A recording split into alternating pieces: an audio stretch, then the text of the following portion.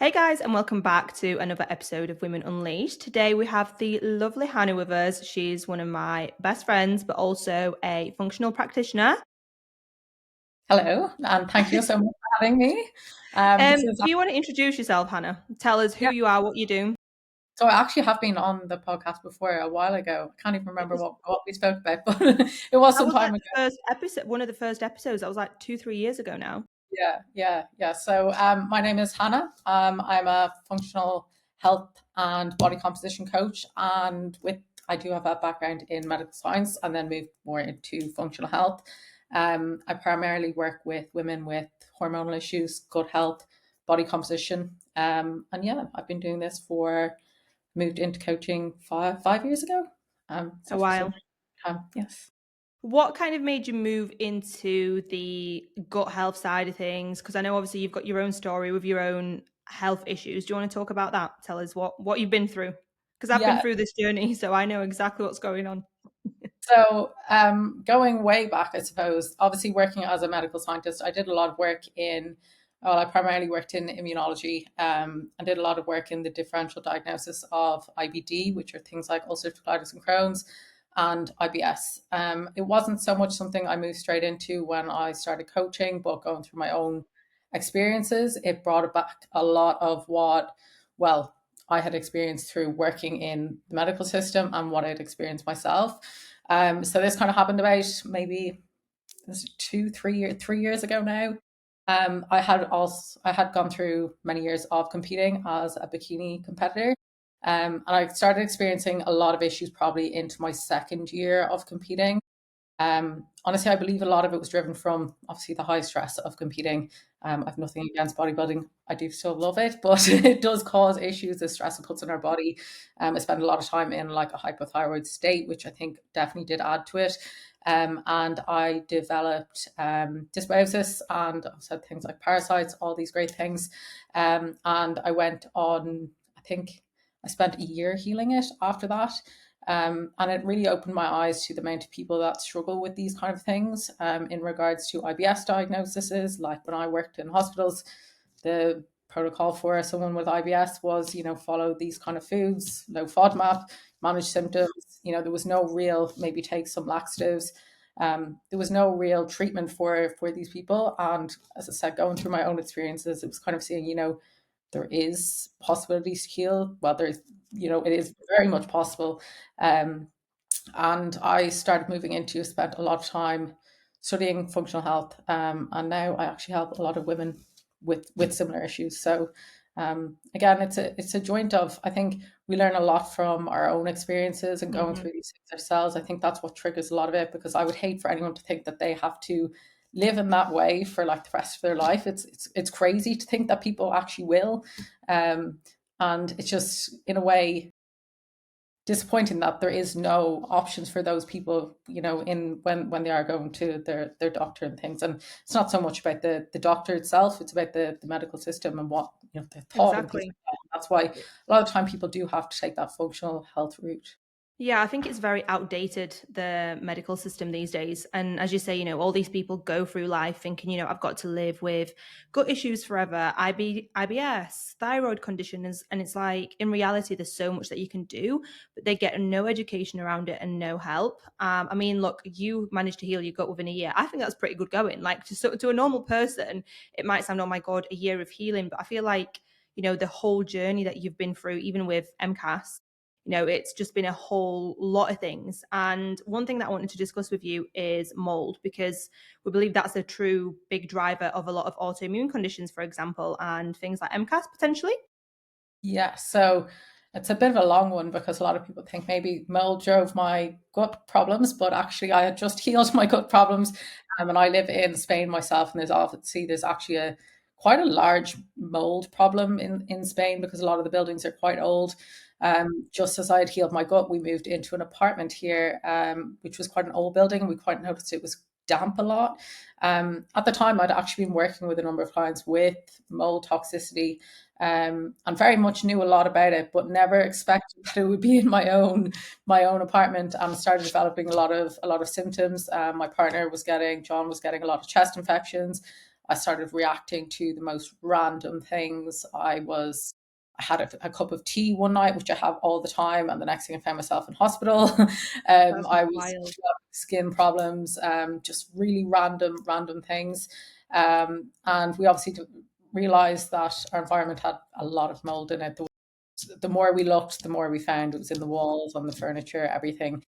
And what people don't recognize is they think it's just something we clean off. And I know this is something you speak about as well because you've been through the same journey. It's just something we clean off. And, if it's gone from the wall or it's gone from the furniture, it's gone. And really the problem is the toxins that are in it, those mycotoxins. What you're actually doing is spreading them into the air and allowing them to circulate, and they can cause havoc, especially people who are obviously genetically predisposed to these kind of things. Not everyone is, but generally the The people. HLA-DR gene, right? Yeah, there's DRDQ genes. There's specific ones. Exactly. And generally, you'll probably be quite sure you have them if you see a lot of auto. It doesn't necessarily mean you need autoimmunity in your family, but if there is a lot of autoimmunity in your family or those kind of issues, you most likely are more susceptible. And for me, that's the case. My grandmother, my mother, my aunties, everything, they all Mm. have autoimmunity. So, Whereas with which also, me, nobody. Like, I have a suspicion that my granddad might have had it, but like mom, dad, absolutely fine, no issues. That's why to me it was like such a big shock. yeah, but it could be even like, further Further down back. the line, 100%.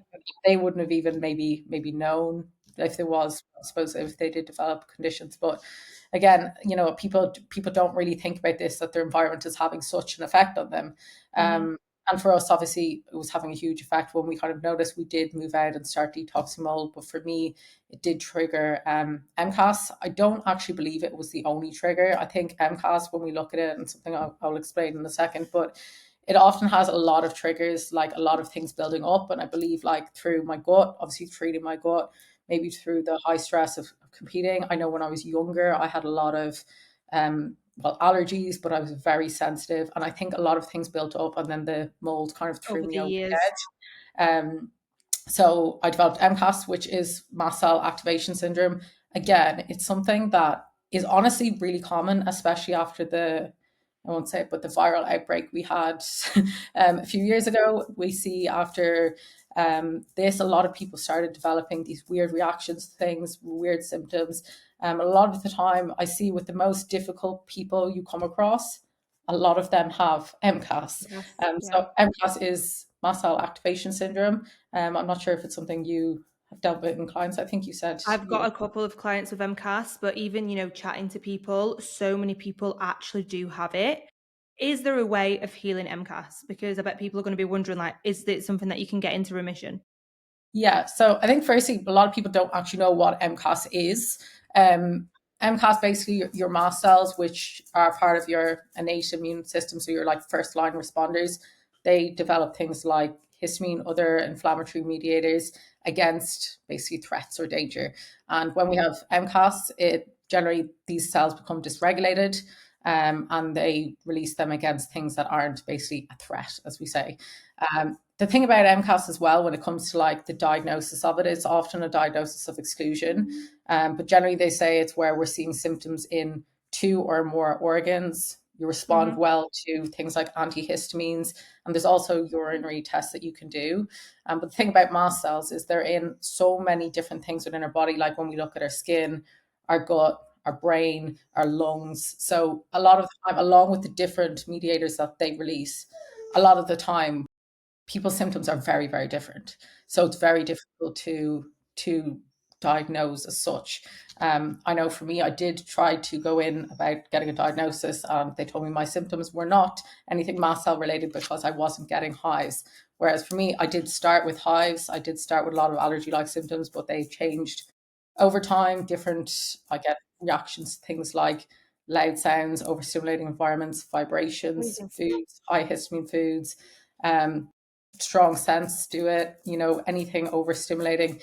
I kind of learn triggers as I go, but they kind of change over time. And my symptoms are more neurological in a way that I'll get like tremors, I'll get even like tight chest, struggle to breathe, I get like heart palpitations, all of these kind of things which are very much mast cell related, but because it's not the usual like anaphylaxis, like a swelling, it's not, it's not seen the same. So in terms of healing MCAS, I think once some people will say that you can very much heal it. I think you can get into a remission state, but I don't believe, once your mast cells are in a place that they can be easily triggered, they're always quite like that. But you can live a very normal life with MCAS, I believe, and you can have it in a point. Like I go through quite like a few months where I'll not feel like I even have it.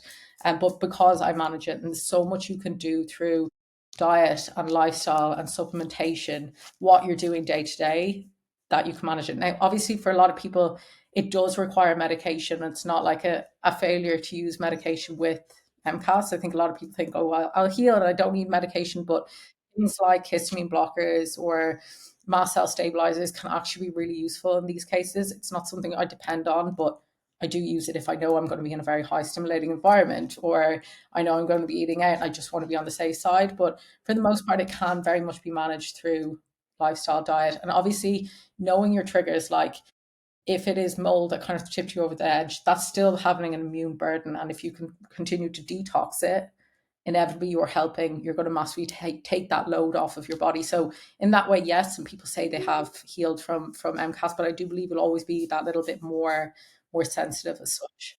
I think that's like with anything though, right? We all have different reactions and different symptoms to things, whereas that's what's wrong with the conventional medicine, where they just get just standard, normal, most common symptoms that people get, and they put that in anything outside of those guidelines, like, no, you're absolutely fine. Whereas like even mold related, we've had this discussion about me, like our clients, yourself, we've all had very much different symptoms to it. Like I get heavily inflamed, like, my face, my knees, I'm very, very bloated and swollen. That's kind of one of the main things for me. And I get really tired. Whereas with you, it might be something completely different. Yeah, And I think yeah. that's what people need to recognize. Yeah, and especially it is when it comes to mold. I don't think I have a number of clients with mold toxicity and not a single one are the same. I have people with chronic inflammatory response syndrome, in other words, chronic fatigue, hormonal dysregulation, where it's showing up in their cycles. I think like the side of like fatigue, brain fog, even the onset of like maybe autoimmunity. I'm not saying it's the only driver of autoimmunity. Sometimes, obviously, we can be genetically predisposed to it, but something pulls the trigger, and mold a lot of the time is that. And it does show up very, very differently because it basically dysregulates so many different systems within our body that generally no two people are going to be the same The with it. same. Um, I want to touch on kind of something that you said there about pulling the trigger. So I often get people saying to me, I've got Hashimoto's, but my mom has it, my auntie has it. It's, everyone in the family has it. It's hereditary. So I'm just going to get on with it. But I'm like, okay, yes, everybody around you has it, but something has caused that to be activated. It hasn't just happened out of nowhere. So there's something that's driving that for your autoimmune immunity to get turned on, basically. And then you have to get down to the root cause of like what has caused this effectively. yeah, exactly. And there's many different triggers. Environmental triggers can be a huge one. Like stress can even be a big one for people. But understanding your triggers can be very helpful to reduce that burden on your body. And I think we can easily just succumb to well, my family have it, so there's nothing I can do. I'm going to take this medication and I'm just going to do nothing about it because it's just what I have to live with. But at the end of the day, there's always things that, especially understanding what was that initial trigger potentially, and addressing that can massively reduce that burden on your body as such. 100%. And kind of just going back to the mold quickly, when you were saying, if it's on the walls, people think they can just wipe it away, spray some disinfectant, like ochratoxin penetrates through walls, right? So, yeah, if it's on the outside of the wall, it's more than likely on the inside of the wall. So, there's not a way that you can get into it, really. And people think that they're going to stay in this environment and it be okay, but I've seen some cases where people have been hospitalized because of mold, Yeah, which is yeah. absolutely insane. Like if your level, like my levels are high, like my levels were high, but I have actually seen one of my clients whose levels were higher than mine. So I was like, holy shit, that was very, very high. That's generally you'll see those quite high with like even in like current exposures and things. But exactly what you're saying there, a lot of people think like, oh well, I don't see it on the wall or it's only a little bit. But what you're probably seeing on surfaces is like the literally the surface level of what the problem actually is. And when you start to look a little bit deeper, it can be a whole. I know for when we had it in the old apartment, when we started finding it on little bits of furniture, and there was like little spots on the roof. When we looked into it more, we found more and more of it behind the plaster.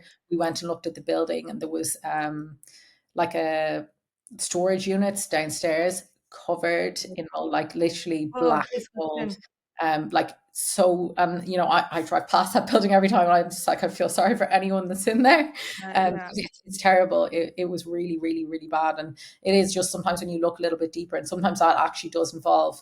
I had a client who had a wall taken down very recently to actually look into it because of what she was seeing, again in Spain. And it's only when you look a little bit deeper that you actually can find it. And also the thing to recognize is, and I've seen this with clients as well, it's like it doesn't need to be a current, you don't currently need to be in it. You could have, and we think that was the case for you, working in buildings, old buildings where you're working in basements, or that, maybe potentially you didn't see it, but you spent a lot of time in there. Yeah. That, Hospitals are a big one. Hospitals are a huge one, like ventilation systems, right?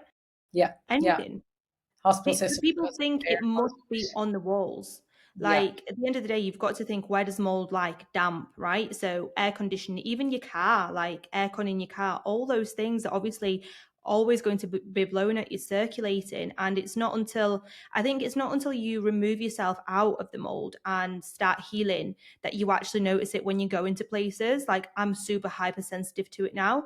I remember when we were in Bali, we went into a building for an event. It was only like 2, 3 hours, and I was sat there and I could smell it. And I was literally sat like this the whole time because I was like, I cannot. I came out with a banging headache from it. And it's like, you get this superpower as such, don't you? Like of recognizing it. And people are like, oh, you're just hypochondriac. But no, you actually realize yeah, you like can clearly see it's feel it everywhere. straight away. Yeah, and it is everywhere. And that's the scary part, that like one, it's not recognized, and two, the fact it's causing so many problems. And as I said, like people think, okay, well, I don't see any in my house. I have all these kind of weird symptoms that aren't really adding up. I don't Mhm. see it in my house, so it can't be mold. But look back, where were we living previously? Where did you grow up? Where have you been working? Where have you been spending a lot of time?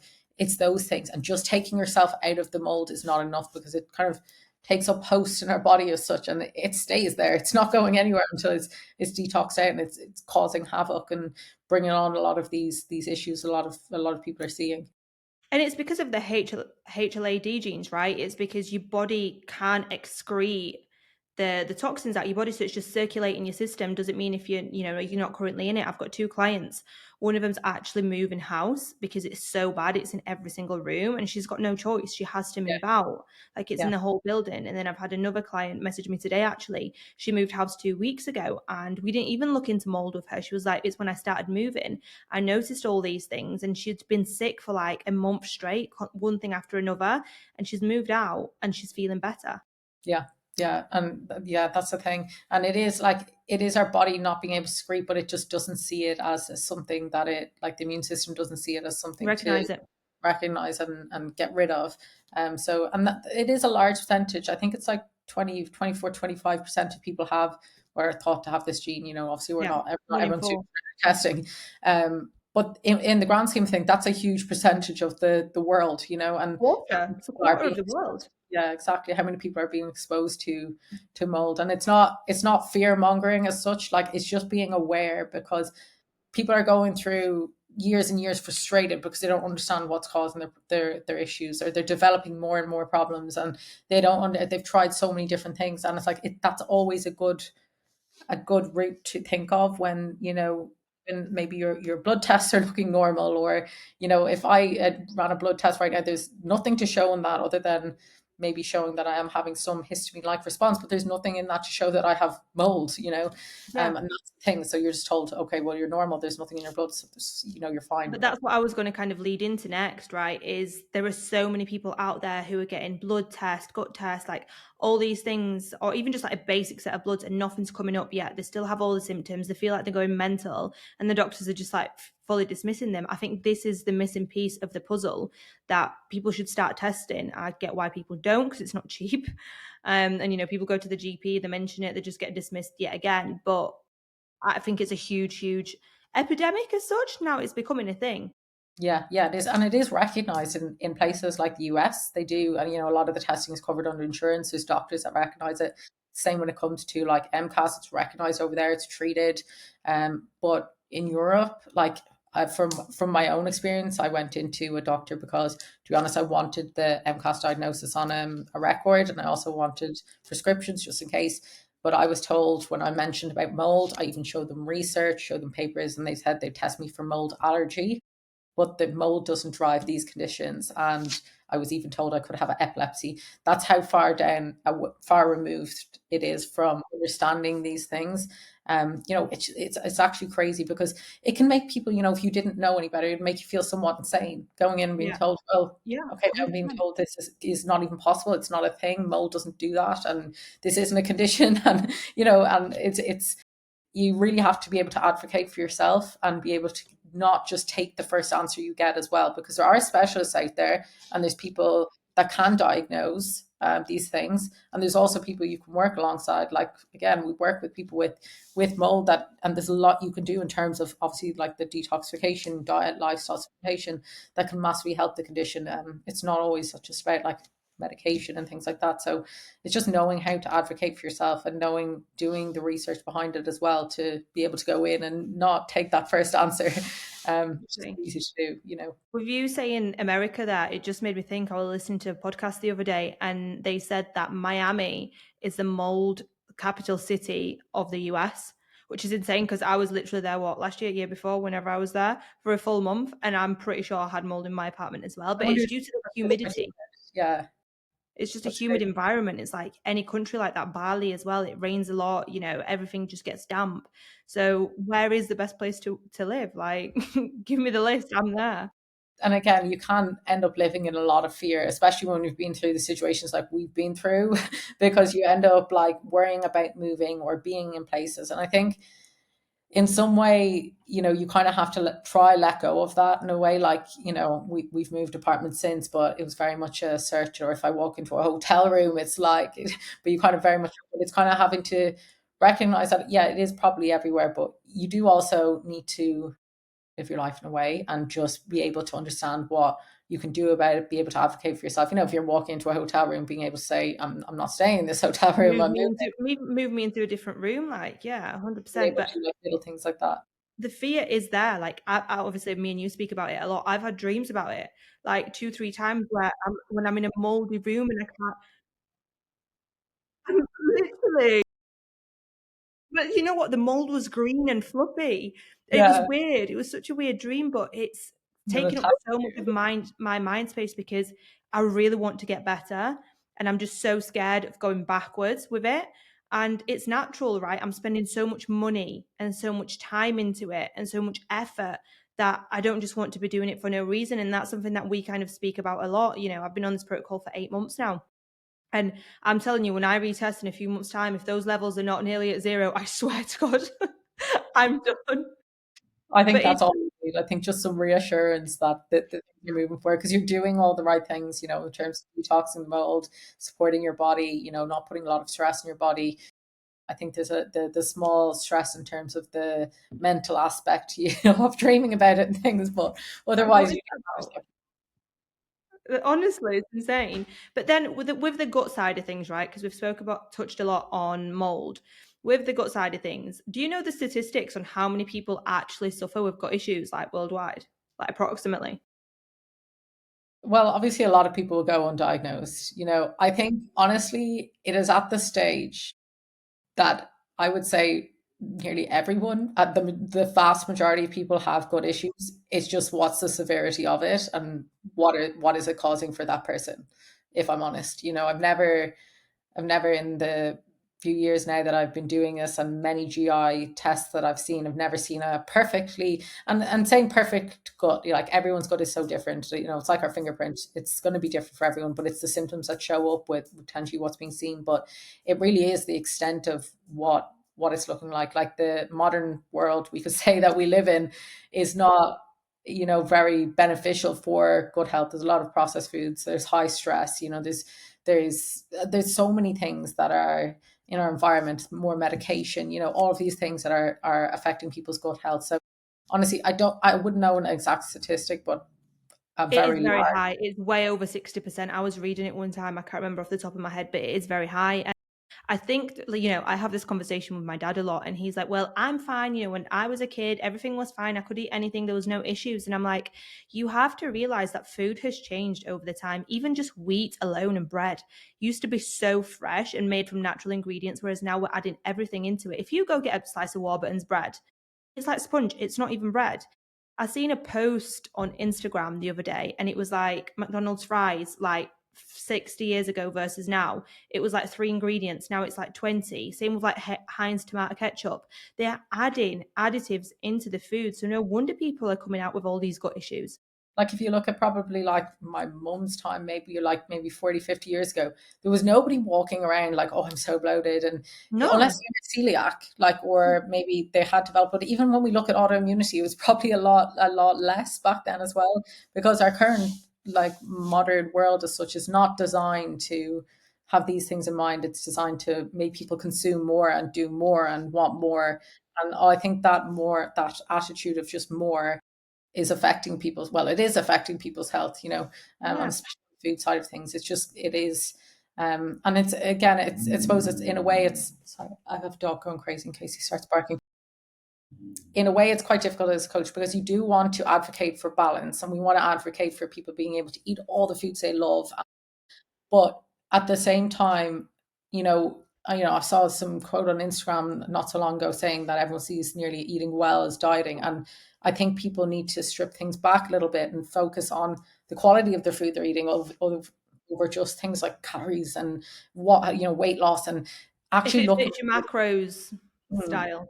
yeah, Yeah. exactly. And actually, like, there's nothing wrong with having these kind of things in diet, if but it's gone so far that nearly a lot of people's diet is 100% this, and they look at it as healthy because they're eating these things like protein bars all the time and like protein yogurts. And again, in moderation, they are fine to have. But when your diet is 90% that, yeah, it is going to affect your gut health massively. 100%. And that's something that I wanted to touch on in that case. Like, me and you are both healthy individuals, right?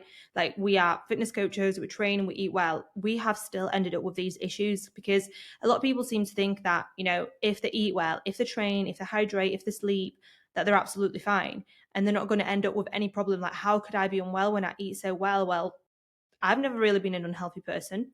So, and I've still managed to get these issues right. It's other factors that are driving it, the environments more so specifically. Yeah. And of course, like leading a healthy lifestyle, like eating well and training and, managing stress and sleeping, of course, that's always going to be number one, but it doesn't completely, shelter you from anything, and I think there's so many, as you said, like environmental, there's things, there can be so many different things that drive it. But I would never, like, obviously, still following the best first steps you can do is to take that approach, like make sure that you're living a healthy lifestyle, focus on your sleep, focus on nervous system, focus on your diet and everything like that. But yeah, it definitely doesn't guard you from what, as I said, our modern world has us set up for. Exactly. So, what do you think if somebody's struggling, right? Say if the bloods come back all fine and they're getting symptoms, what do you think their next step should be? Like, where should they go, or what should they do? What should they test for, essentially? In what case, like if they're suspecting, just in general, if they're Just in general, right? Say someone has no idea, like, about gut symptoms or about mold, like they're just getting really weird symptoms. They don't know what it is. The bloods have come back okay. Where do they go? What do they do? Because that is a hard question to ask, but I bet people that are going to listen to this are going to think, right, well, what do I need to do next? exactly. And I often have this conversation with women. Let's just look at like gut health. So you go in, and the way that it's gone about is they will ask you about your symptoms, and they will look at your blood tests, and obviously your bloods might not show very much in terms of like conventional ranges, and there's nothing really out. Maybe there's one or two markers, maybe your cholesterol's a Hmm. little bit whack or your thyroid's a little bit down, but there's nothing. And then you're complaining of these symptoms, then they send you for something like a colonoscopy, where they will look at things like taking biopsies. They might look at a calprotectin. They'll differentiate if you actually do have IBD, and if you don't, then they will say, and the actual line on the NHS app is treat as IBS, no IBD detected. And then it's like, what do you do from there? And honestly, functional testing, and that's what I think is the number one way to actually understand what's driving it. And I think because it's not, functional testing isn't used if you go into your GP, you're not going to get a GI 360, you're not going to get a Dutch test or a mold test. People think it's almost like this wacky stuff that isn't, but these are very accurate tests, especially, Far there's a more few, accurate than a GP test. well, I think there's a few studies to show that the GI 360 can be give false, like, elevations or things like that. But when you interpret it in terms of context, like with symptoms, and levels that are super high, or we're seeing positives along with maybe potentially what we can see in bloods, like we can see patterns with gut issues in bloods testing as well. And you line those all up together, you're getting the answer. Same when it comes to hormonal testing. Like, realistically, they're not testing all markers. I've never seen a full hormone panel Never. done by GP. And to be honest, again, I don't bash doctors for this, because they're working within a budget as well. Like, our GPs are working within a budget. They're working with the guidelines that they have as well. They're not looking into, like, I've often heard people say, if your doctor doesn't ask you about your diet and exercise and things like that, like, you've got a drug dealer, not a doctor. But that's all they've been taught to, like, that's all They they're, have no idea. They don't have the yeah, knowledge. That's what I always say, right? They're not educated enough. yeah. And like, they just, they're thought, their job is to medicate, right? And the thing about it is, like, we can't say, like, if I broke a leg, there's no one saving me other than a doctor. Like, if I fell down the stairs, if I got concussion, like, I'm in that hospital and they're the only ones that are saving me. If I needed surgery, they're the ones saving me. But when it comes back to these things like gut problems, like things like mold toxicity, when we look at hormone problems, they just, the system is just not there for it. It's actually not. And I hate saying that, because I've worked alongside doctors, but I've seen it from that side as well, and how they treat these things. It blows my mind that things like, I suppose, a doctor, like, you only have, what is it in the NHS, like 10 minutes with a doctor, a GP, when you go in Yeah, for 10, 15 minutes. It's not a like, lot. 10 minutes. That's the time that they're given for you. They're not going to ask you, like, this is the change you should make with your diet, these are the supplementation. Well, they haven't been taught the holistic or functional side of it, but they don't have time for that, to reassess your whole lifestyle. And that's why sometimes working alongside a functional coach who can look at your whole lifestyle, look at how Has more time for yeah, look you. at how your lifestyle, what your lifestyle looks like, looking at what your supplements look like, looking at what your diet, how you're training, how you're managing your day to day, your routine, because these things can make a huge difference in all cases, whether you've got gut issues or potential gut issues, or you've got hormone imbalances. Like, this is all the main. This is your bread and butter. Um, And the thing so with testing is, right, when you look at tests within the NHS, because I've had a few clients who have gone, you know what, no, I'll go get a gut test done on the NHS. I'm like, they will test the bare minimum. It's going to be like a 1 day stool sample. Whereas with the GI 360, we do like a 3 day comprehensive, and it tests for a lot more. And, what do you know? Her results came back as normal, no H. pylori. But then when you go and test them, through a GI 360, you get everything coming up, and even the H. pylori came up, whereas in the NHS they didn't. So I don't feel like the tests are intensive enough for people's healing needs as such. yeah, well, there isn't, like, they'll look at the basics, as said, H. pylori, they'll look at a calprotectin, but stool testing is not stool testing. It's very limited markers. I think some doctors will do a SIBO test, in terms of, like, a breath test, which can be useful. Like, if we look at the GI 360, it's not necessarily, yes, there's signs, but it's not necessarily always showing things like SIBO. So breath tests used through GPs can be useful, but they're not giving the whole picture and not understanding as well. I think when we, in the context of good health, we need to understand what's driving it as well. If somebody has dysbiosis and imbalanced bacteria, or something like SIBO, why is it there in the first place? Because if we don't understand that, like with a lot of your clients that have like hypothyroid, is that what's driving their condition? Like, is that what's caused slow motility, extra fermentation, then the overgrowth of bacteria that we don't want? Um, and then it's understanding that that's what's driving it, because you could go in and heal that, but if you're not actually healing what's causing it, or things like low stomach acid, or, there's so many different things. And if we don't, or nervous system, like people with chronic low stress or low cortisol or high cortisol, without healing that, you're not healing the other things as well. So it's to take a whole body approach, Yeah, not just look at everything. put everything in a box and say, this is your problem, this is what we do. It's okay, what does the whole thing look like? And again, a doctor can't necessarily do that for someone. In 10 minutes, especially, like, at the end of the day, we want to look at the root cause, which is going to take time. You have to work with somebody quite closely to understand them as a person, how they respond to things, rather than just band-aiding everything and being like, okay, take this, do that, take this medication, and we're just band-aiding the actual root cause and the problem of what's going on. I think that's the main thing that people need to take away and understand is, in order to heal and get things into remission, you need to find the driver. You need to realize, like, what is causing all this to happen. It's the Yeah. only way, really. Yeah, because you probably see a lot of people, even with being medicated for, if it is Hashimoto's, they don't really feel any better. They feel somewhat a little bit, but they're still getting these flare ups. They're still seeing, because that underlying, you're still getting that autoimmune flare up. You're You know still what? getting, My biggest hate is levothyroxine for Hashimoto's. Like, that just blows my mind. Like, I have a client who went to the doctors and she just newly diagnosed Hashis. And they said to her, no different treatment. You just carry on the levo. Levo's doing nothing for your autoimmunity. yeah, Like, it's nothing. no, no. It's, And it's it's funny. It is funny to an extent, but it's concerning. Like, it's really concerning that these people are walking around willy-nilly with no idea what to do because they just trust the doctor, as they should. yeah, I understand. And there is, as you know, like, there's so much you can do for Hashimoto's through, and it's probably one of the biggest, through a functional lens studied, well, it's not one of the biggest, but it is a very big thing that's studied through a functional It lens, the is. changes making through supplementation and diet. And we've seen it firsthand. I've often seen in clients, through making diet changes, through making supplement changes, like in their overall lifestyle, we can pretty much, put it into remission and reduce it, as you saw yourself, exactly. In remission, buzzing. But but this is it. I've lost my train of thought. What I was going to say there, you were saying something about hashes. I completely lost my train of thought. What were you saying, Han? You were just saying, I still get brain fog. We know something's not right today. Dom is not okay. Brain fog's brain this is fogging a completely. sample of what we got experience. Literally, hands-on experience of Hashimoto's in remission. Oh yeah, that's what I was going to say. Hashimoto's is actually number one autoimmune condition. Like, it's the most popular one out of all the autoimmune conditions out there, which is crazy because people don't know about it. People don't hear about it, and This it's is like fantastic. number one. And there's like over 100 different autoimmune diseases.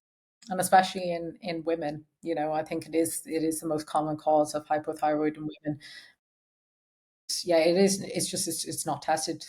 Antibodies aren't tested. Potentially they are, maybe when we're seeing, a very high TSH, and all of a sudden, like, maybe hormones are plummeting. But at that stage, I'd say it's It's too late late. to do something about it, but it's very late to, completely, because the thyroid damage is done at Is that stage. done. But this is what I don't understand, right? Is if Hashimoto's is the root cause of 90% of hypothyroid cases, why is it not getting tested? Like, that Because there's blows simply my mind. nothing to do with it. Well, no, there's nothing they can do about those antibodies. So if They we, can't. We can. They can't. there is, and again, that's why people need to do their research and work with things around medication. Medication isn't our only option. And do you know what I think?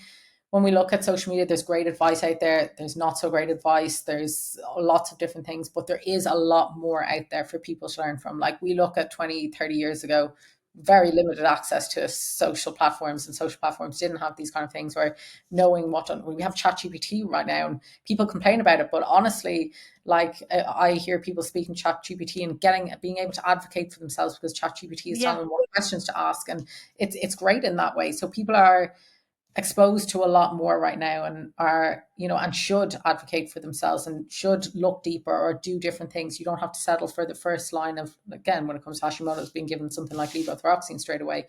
There's other avenues, and things worth exploring, because it's not the only option, really. It's not the only option. There's people like me and you and loads of other practitioners out there, but that's what the thing, people need to do the research, because, I've spoke to people and they're like, oh, I see this advice and I've seen this and this is contradicting this. And it's because it's not a one size fits all. That's why, people speak from experience a lot of the time. People speak of the experience of their own and their clients. So you can't just follow what you see on TikTok, is what I'm trying to say. because it's going to get you nowhere. It's going to waste your time and you're going to waste your money. I have people asking me, what supplements should I take for my gut? And I'm like, I can't answer that. I physically can't answer that, because you need to know what's up with your gut first before you go start taking probiotics, which this is what I want to ask you actually. Last question. Probiotics. Because to me, there's no point somebody taking probiotics if you have gut issues. Sorry, taking them at the wrong stage, because people just pop them day to day, right? And most people have gut issues. Like, what's that probiotic doing for you effectively if you have gut issues? Yeah, Not a lot. exactly. I think probiotics, they're a funny one because they have such great use, but they also can be wasted. Like there's a lot of ones that are now on subscriptions, like the dare I say Improve that, people are saying, oh, I feel a lot better for it. But realistically, like if you're taking this Improve because you're bloating after every meal you eat and you're getting painful distension, you've diarrhea, you've constipation, you're having all of these kind of symptoms, that Improve is not solving the problem for you. And you also don't understand, like, if we think of what probiotics are doing, they're replenishing that bacteria. Probiotics have a place maybe, and potentially something I even mentioned on social media the other day with people taking antibiotics because they're killing off the bacteria we want.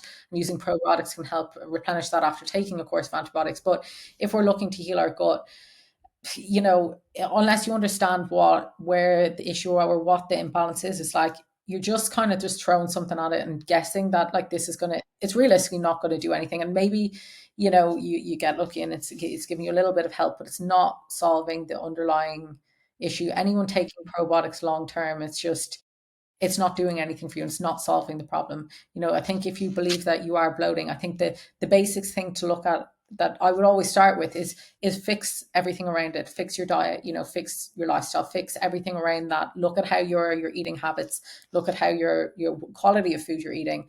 And if none of these are improving it, then that's when you look deeper and look at things like something like a GI 360, or even in some countries they don't have the GI 360, a GI map can still be helpful, and looking into it deeper because you'll find the answer there.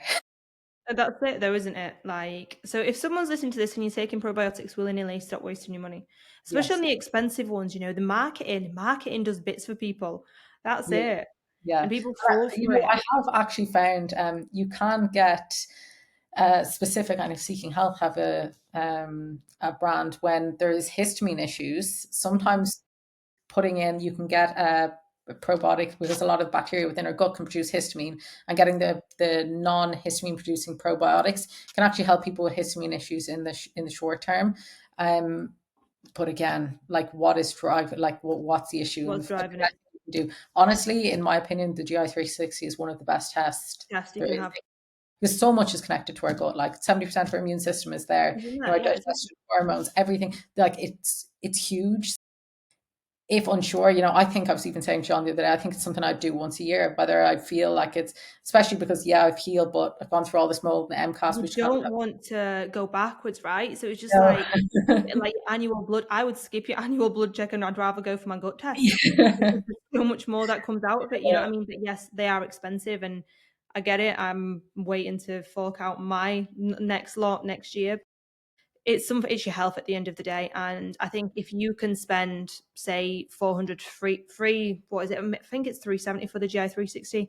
If you can spend that once a year on your gut just to make sure it's okay, you can save yourself so much money in the long run of healing. Because me and you, we've spent thousands. Like, Exactly. And I know it does sound like a lot, but I think once you've been there and like in that position that I was in, like I was struggling to leave the house because my skin was flaring up and I was constantly inflamed and bloated and felt terrible. Like you would do anything at that stage. And I think that's the issue. People are doing anything and they're just taking all these gut supplements. And that's what the gut market plays on. Like, we see all these powders, Gutology, and or not Gutology, Gutology is actually a great brand with they have the toothpaste, yeah, fantastic. But there's a lot of like powders and things like that, and people are willing to buy all of these because they're preying greens. on, with Greens, bad that's like stuff. the main thing. I'm bloated, I'll take greens powders. That's probably going to make shit worse, you Yeah, know? But do you know what I see? Thyroid gummies, that tipped me over the edge. Thyroid gummies, there's nothing thyroid about them. Like, there's again, just people need to stop falling for this crap. something Yeah. in a gummy. Imagine, you know what? And I said this to one of my girls. I said, look, if this could actually heal your thyroid, don't you think everybody would be taking it and nobody would have an issue? It's not as simple as that. whoever invents a pill to fix everything else in the world, they're going to be very, Well, very rich. yeah, and if there is something that says it'll heal your bloating or like it's like No. it's not. It's And there's I think if people feel that it's helping them, could it potentially be a bit the placebo effect as well? Do you know what I mean? Like there's so much into it, but 9 times out of 10, it's doing you no justice to stop wasting your money. Yeah, you better just save that money and actually test properly and work with someone that's gonna help you in that side of things because it can like, it's mad that people would live every day of their life, like days go by where they don't even they think about every single day or every hour about their bloating or how their skin is flaring up or their digest like how constipated they are or and never think that there's anything you can do about it, that this is literally Hmm. just like something you have to live with, which is just mind blowing Mind to me. blowing. Well, thank you so much for that. That was very, very insightful. Me and you could go on for this, like for hours about this. So it's just Part two. passion. There's so much passion. Let's do part two next time. Well, thank you so much, Han, for your input. I will put all your stuff, like your Instagram, your website, if you have one, and everything else in the show notes. So if anyone's got any gut related or hormone related question, hop over to Han. She's your gut gal. She'll be fixing me next. So en route to healing. My hardest client. Literally. Well, thank you so much. Thank you And so I'll much. I'll see you guys in the next episode. Bye, guys.